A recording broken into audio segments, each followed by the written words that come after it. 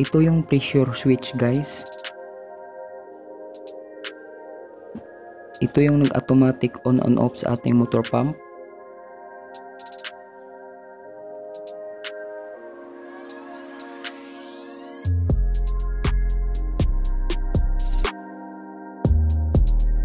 Tapos ito naman yung pressure gauge. Dito natin makikita kung ilan PSI ang ating supply na tubig sa ating bahay.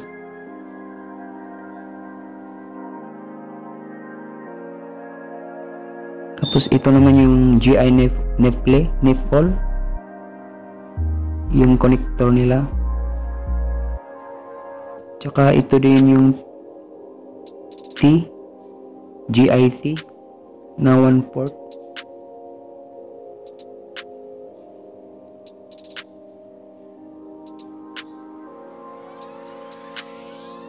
Ito naman yung elbow, 90 degrees by 1 port. Tapos ito yung bushing, 1 inch by 1 port. Hindi lahat ng mga tangke, amigos, amigas, ganito ang size ng butas nila. Minsan mayroong 3/4, 1 inch lahat yung butas niya.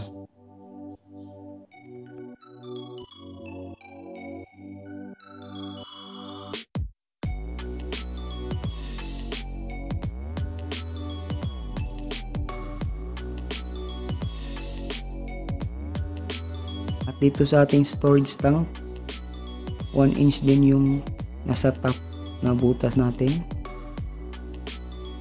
Pwede nating i-reduce yung mga yan through bushing reducer. Example, mag-reduce tayo dyan ng 1 inch by 3/4 na bushing reducer or bushing.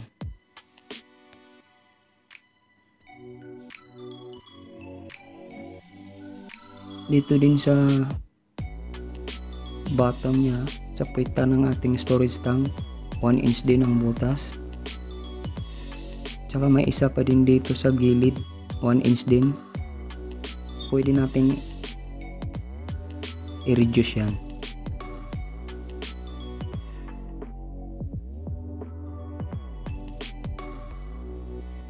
Ating storage tank na to, 1,000 liters ang laman nito.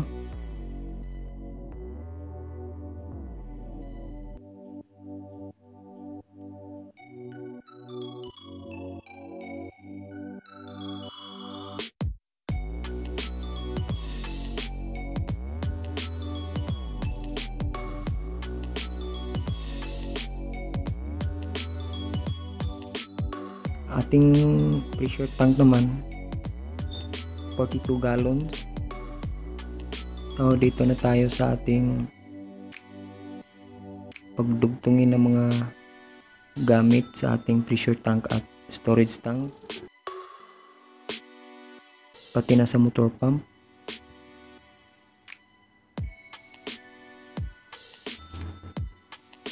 Itong mga to, dapat talaga mayroon tayong ganito sa ating pressure tank. Dahil kung wala ito, hindi mag-automatic ang ating pressure tank o kaya yung motor pump. Ito naman yung ating teflon tape.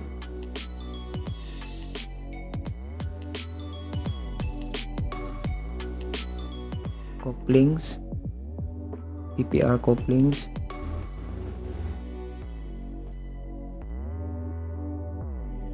Yung plain elbow.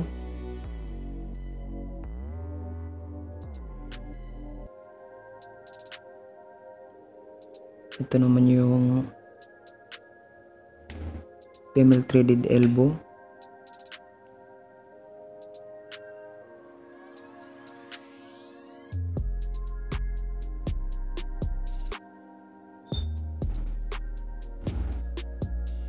At ito naman yung ating swing bulb. Paalala lang guys, ang swing bulb ay puro horizontal installation lang sa ating linya. Ito yung swing bulb talaga. Iba din yung pang vertical na cheek bulb. Yun yung spring type.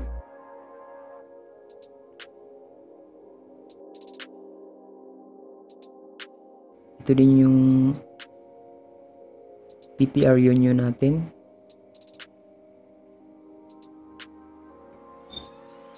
Ito naman yung straight male adapter.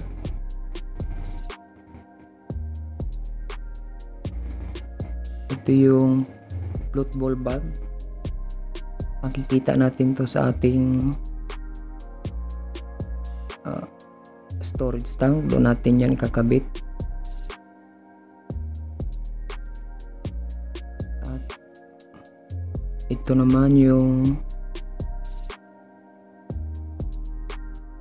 circuit breaker natin. Tapos ito yung mga pipe, PPR pipes. At syempre, pag gagamit tayo ng PPR fittings or pipe,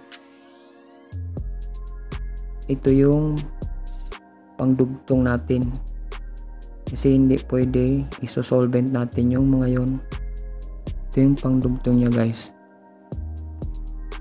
May size ito na 1/2 up to 2 inches or diameter.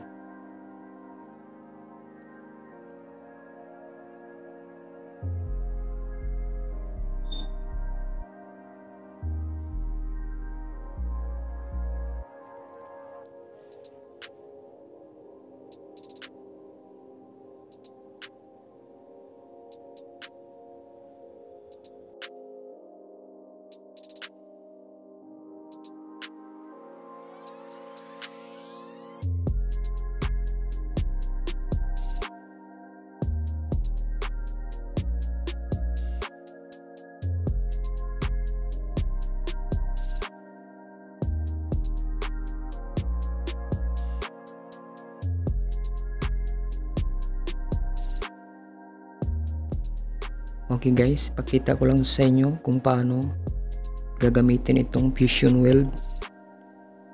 Fusion weld or fusion machine po ang tawag nito, yung pangdugtong niya. Una, dapat mag gloves tayo, hand gloves. At ito naman yung pipe cutter natin. Simple lang mga amigos, amigas. Ito lang oh.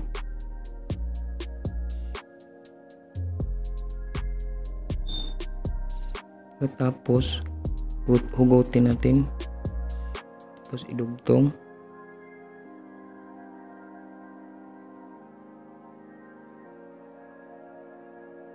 And then ikakat natin.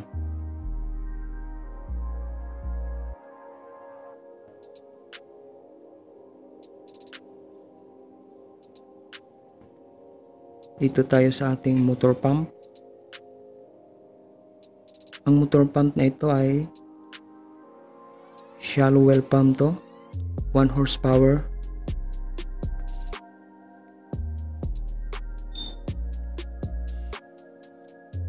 One inch yung outlet nya. Ito yung outlet, 1 inch. Ito mga amigos, amigas, gagamit lang tayo ng bushing tulad ng sinabi ko sa inyo kanina. Ito din sa inlet nya. Ito yung inlet nya.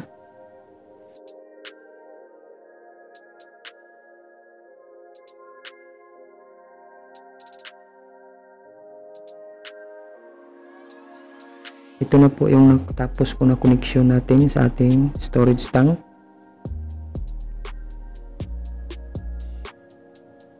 Ito yung suction pipe nya. Suction pipe ng ating motor pump. Wala dito. Dapat maglagay tayo dyan ng lagyan natin dyan ng straight male adapter. Tapos guys, pag maglagay tayo ng tubo dyan papunta sa ibaba, huwag nating isagad doon sa may puwita ng ating storage tank para hindi mahigop ng ating motor pump yung mga dumi.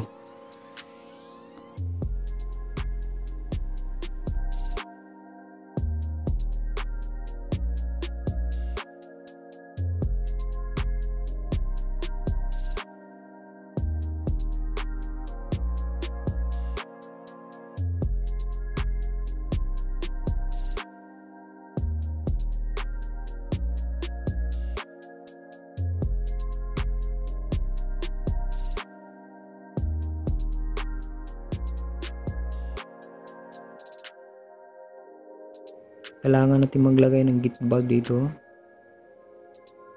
for emergency shut off kung sakaling mag-trouble ang ating motor pump.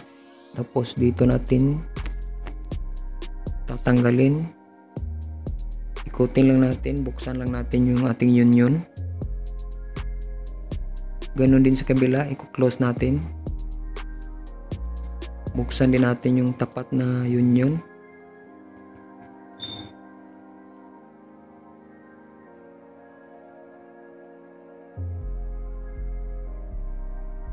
Tapos alisin natin ang ating motor pump.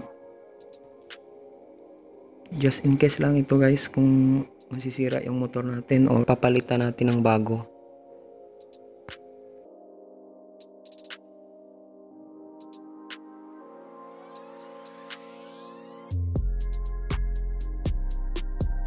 Kailangan mayroon tayo yung check valve na yan, swing valve type yan.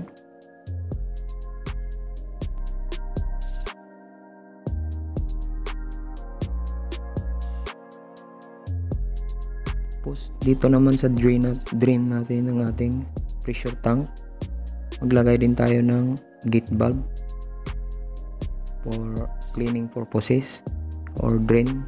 Pag mag-drain tayo ng tubig natin na marumi dyan sa ating pressure tank, yan po yung purpose nyan.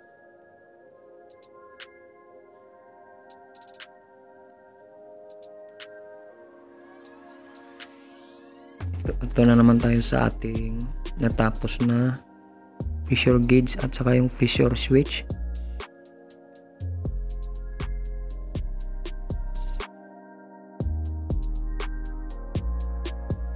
Ito yung supply niya na tubo galing sa main. Tapos tingnan natin sa loob, maglagay din tayo dyan ng straight male adapter at saka yung female elbow adapter.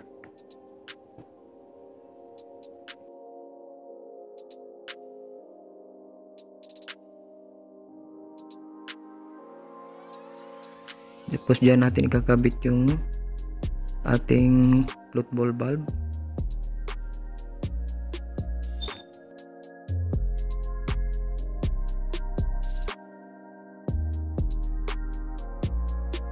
Okay, kailangan din natin maglagay ng drain outlet sa ating or drain pipe sa ating storage tank. Kailangan din natin kasi maglinis dyan.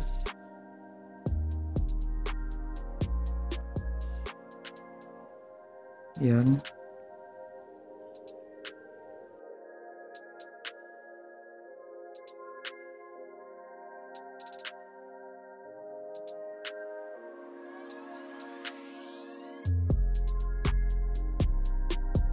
Ang purpose nitong ball valve sa taas ng motor pump, alam nyo guys, ang motor pump kasi kailangan i-prime muna or lagyan siya, sidlan siya ng tubig bago pandarin para ipupos niya yung tubig at gagana na siya, mag-operate na po pag malagyan natin ng tubig. Yan yung purpose niyan.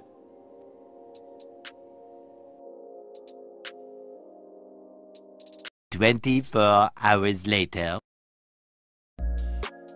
Dito na tayo sa ating final installation.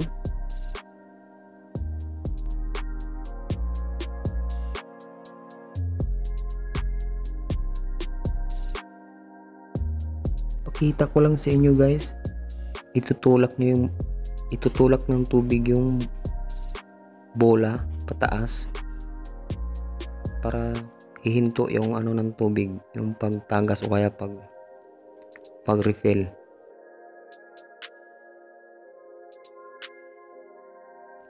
Tapos pag nakahang naman siya, tulad ng ganito nakahang siya, yan, mag-umpisa na naman siyang mag-refill. Yun yung ano niya guys, function niya ng floater ball valve.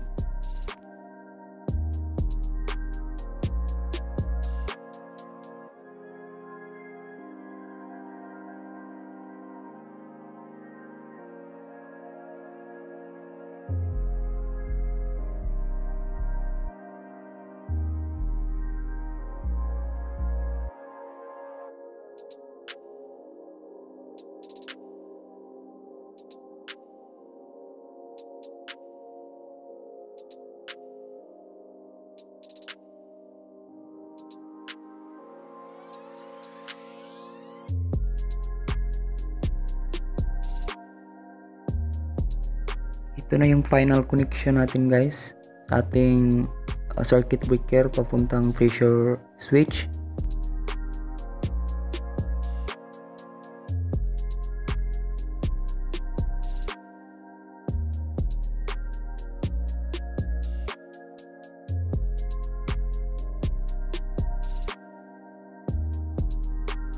At ito na din yung tubo natin galing sa ating pressure tank papunta sa bahay pagsuplayan ng tubig.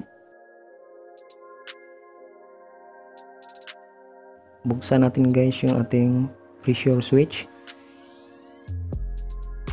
Dito makikita natin yung, mapansin nyo, may 4 dyan na parang slot. Nakakakonekta yung 4 na wire.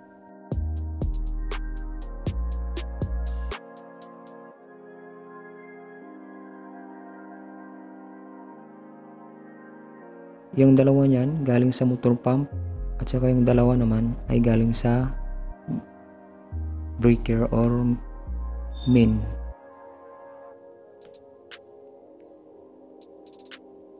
Tapos pag mag-tap tayo sa ating motor pump, tatandaan natin yung kulay yellow or green. Yan po ay splice natin yan kasi ground yan eh. Salamat po sa panonood mga amigos, amigas.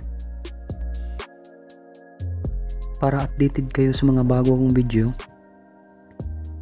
mag-like, mag-subscribe, at i-click nyo lang yung notification bell ko. Hanggang dito na lang muna tayo. Maraming salamat po sa inyo.